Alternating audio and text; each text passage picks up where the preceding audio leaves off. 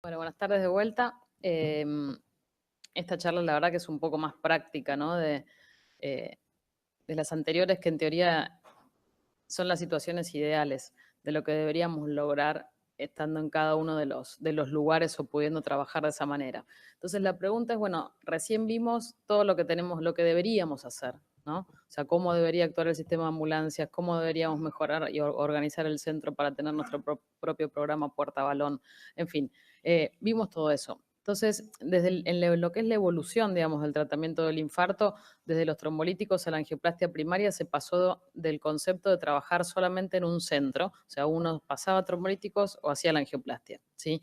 Y eso evolucionó, digamos, con la introducción de la estrategia farmacoinvasiva, justamente a esto que es la regionalización del tratamiento del infarto, porque no se puede hacer estrategia farmacoinvasiva en un solo centro, ¿sí? Entonces, digamos, el querer mejorar llevó justamente a este tipo de estrategias. La pregunta es, bueno, ¿por qué regionalizar? Las guías, digamos, basadas en la evidencia, obviamente lo demuestran y marcan bien dos modelos. O sea, todo lo que es arreglar o regionalizar, digamos, toda la parte prehospitalaria, por un lado, y por otro lado, digamos, armar modelos de derivación que unan centros que tengan diferentes complejidades, ¿sí? O sea, lo que es el modelo hub and spoke o en rueda de carro. Y la realidad es que básicamente lo que tenemos que buscar es esto, o sea, todo esto sirve para que el paciente correcto, o sea, el que tiene un infarto, llegue al hospital correcto, que no ande dando vueltas, digamos, por toda la ciudad y que sea tratado dentro de los tiempos que recomiendan las guías clínicas. Parece una tontería, pero esto no lo estamos haciendo, ¿sí? Y obviamente de esta manera lograr reperfundir la mayor cantidad de pacientes posibles. Entonces, en todo esto que son sistemas, digamos, de atención, pensamos con Leandro, digamos, mientras preparábamos la charla, decíamos, ¿cómo llamamos redes, sistema de atención? Bueno, digamos, se llama regionalizar y lo que digamos, tiene que empezar a discutir, o por lo menos nosotros tenemos que empezar a trabajar pares para armar esto, que son sistemas de atención para los pacientes con infarto. Y básicamente eso es un grupo de diferentes actores que se juntan con un fin en común, ¿sí? Que pueden variar y que se tienen que adaptar a la realidad de cada centro. Desde ya que esto, digamos, representa un desafío, sobre todo para un país como el nuestro, con un sistema de salud como el nuestro.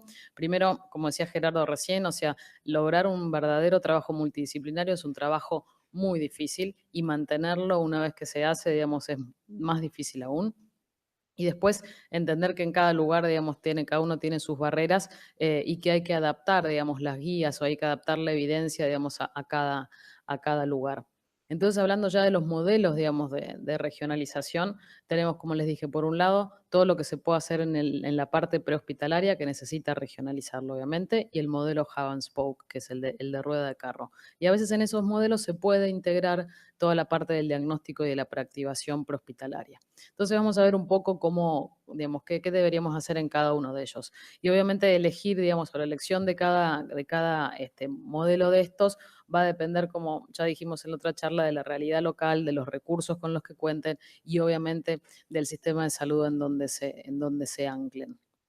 A pesar, digamos, independientemente del tipo de modelo de regionalización que uno elija, hay varios puntos en común que son, digamos, muy básicos. Gerardo lo dijo, armar un equipo de trabajo, que haya un coordinador, que, digamos, esté formado por todos los actores de esa red y que se reúnan periódicamente. Digamos, no para encontrar un culpable, sino simplemente para ver dónde estuvieron los retrasos o qué es lo que se puede mejorar. Eso es un poco la idea de la que hablaban recién de calidad.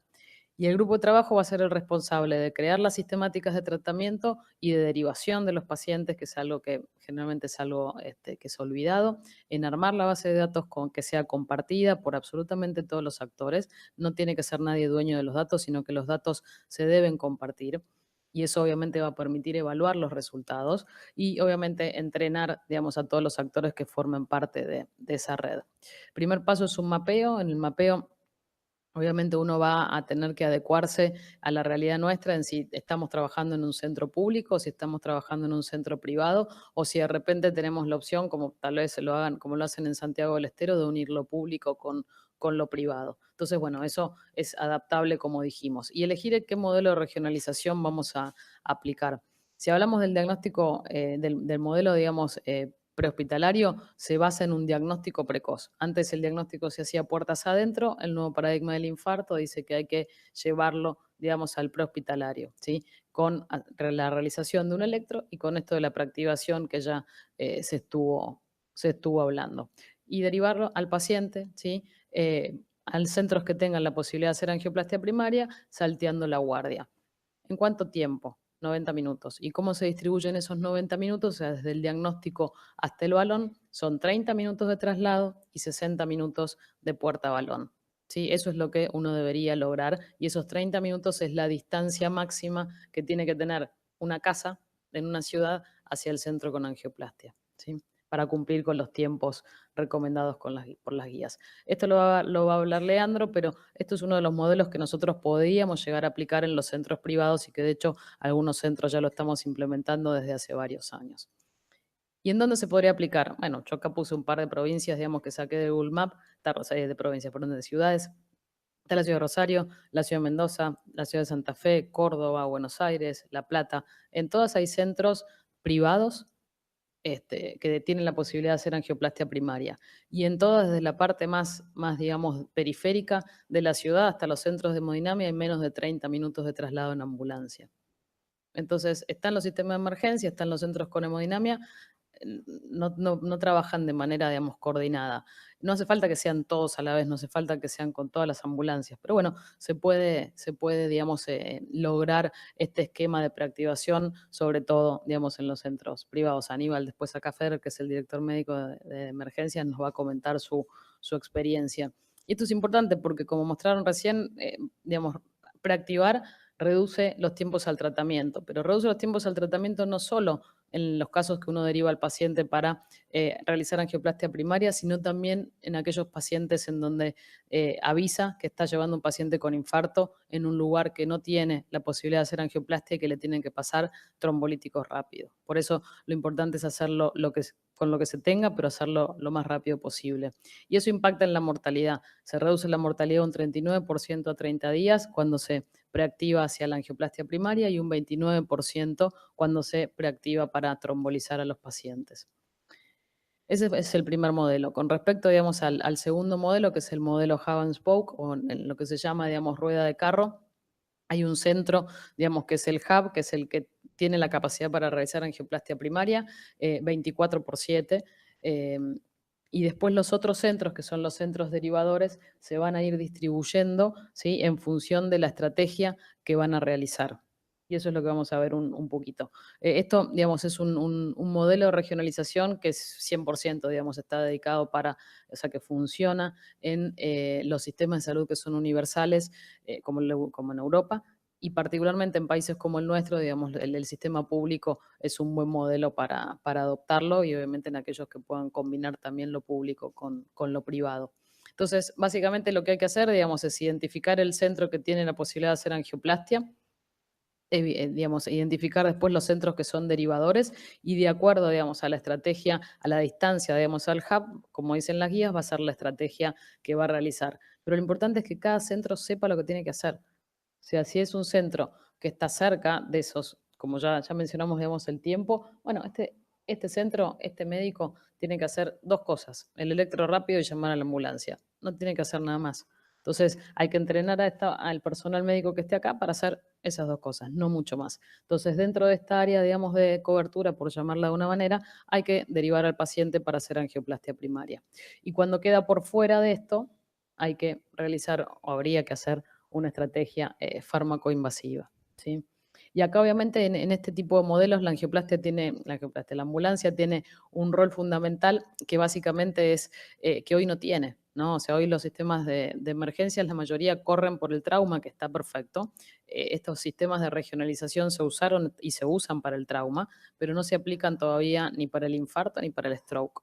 Entonces, eso es lo que uno debería por lo menos los sistemas de emergencia deberían entender y nosotros en nuestra obligación plantearles el problema.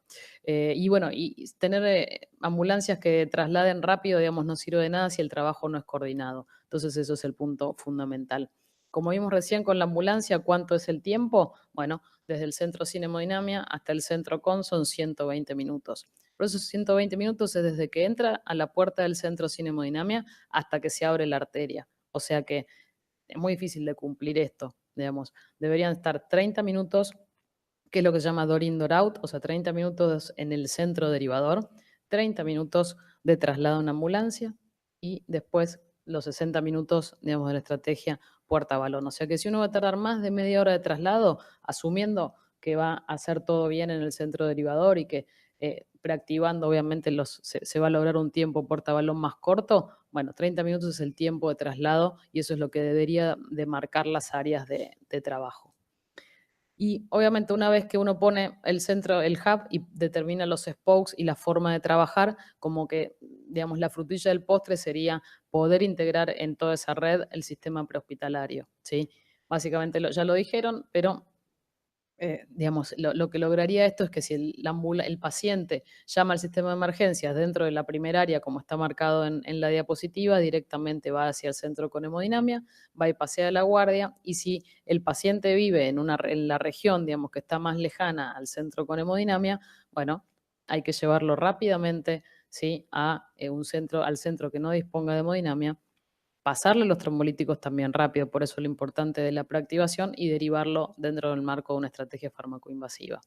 Los pacientes que tienen, las regiones, digamos, o las ciudades que tienen más desarrollado el sistema de emergencias, ponen la opción de fibrinólisis prehospitalaria. Pero está claro que para eso son lugares como París, digamos, que tienen personal el que está en la ambulancia súper entrenado para administrar trombolíticos y además tienen TNK que, bueno, que tienen la posibilidad de administrarlo en bolo. Entonces, por eso, digamos, una vez que ya está organizado, que está hecha la red, que ya está todo establecido, ese es el momento en el cual uno tiene que hacer las campañas y decirle a la población, bueno, si les duele el pecho, llamen al sistema de ambulancias. Nosotros corremos con la contra de que no tenemos un número universal, digamos, un número único de llamado, pero entendiendo la fragmentación y lo atomizado que está todo, uno puede decir, bueno, cada prepaga, cada obra social podría trabajar con sus ambulancias y darle un mensaje directo a cada afiliado y decirle, bueno, si le duele el pecho, digamos, llamen al SEM. Ese es el mensaje que hay que dar, pero no hay que darlo antes, no hay que darlo antes de armar la red. Porque si uno dice, si te duele el pecho, llama al 107 y no están, el sistema, digamos, colapsa y no estaría preparado como para, digamos, abastecer la demanda. Entonces esto es como es el final de todo y es como la frutilla del postre. Y obviamente que esto funciona, digamos, hay modelos Hub and Spoke por todos lados en el mundo, que incluso nacieron, digamos, hace más de 10 años, ¿sí? Y que funcionan y que bajan la mortalidad y que bajan los tiempos. Y la mayoría son con TNK, que es el fibrinolítico que está en bolo. Y algunas veces en los congresos nos discuten y dicen, bueno, no, pero nosotros tenemos streptokinasa y es imposible armar una red de infarto porque nadie se anima a pasar trombolíticos, porque la ambulancia y qué sé yo. Bueno, India, digamos, es la respuesta. País pobre si los hay. Un grupo de cardiólogos, digamos, se organizó. El que maneja todo esto se llama Thomas Alexander, que creó un grupo que es STEMI India y que trabaja dentro de la iniciativa en la parte de India.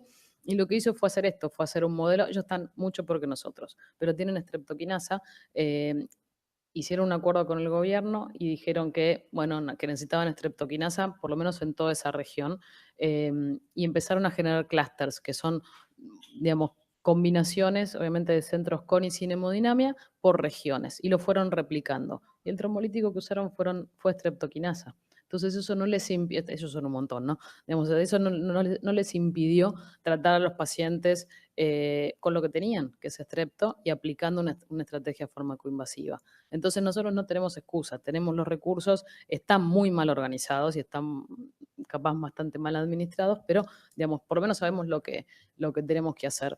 Entonces, una vez que ya decidimos qué modelo vamos a hacer, hay que obviamente implementarlo, ordenar los centros puertas adentro, hacer un diagnóstico rápido, tener programas de reperfusión en función de cada centro en donde estemos y un traslado eficiente considerando a los pacientes, como dijimos, como prioridad.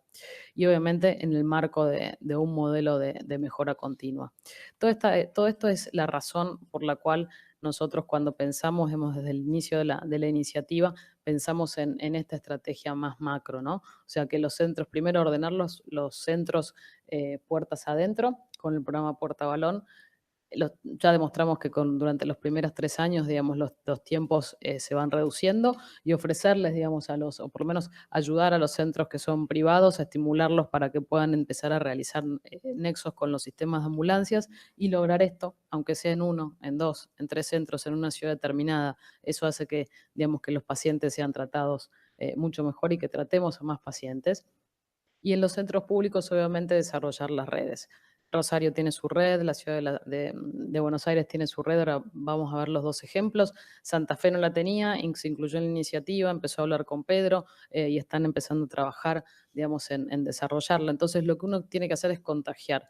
Cuando, digamos, no tenemos, digamos, un apoyo, digamos, de la Secretaría de Salud, más sí, digamos, a nivel nacional, bueno, uno va generando diversas iniciativas locales, con opción a esto que es combinarse algunos que otros centros públicos con otros centros privados. Entonces, como conclusión, ya obviamente el tratamiento actual del infarto se basa en la regionalización.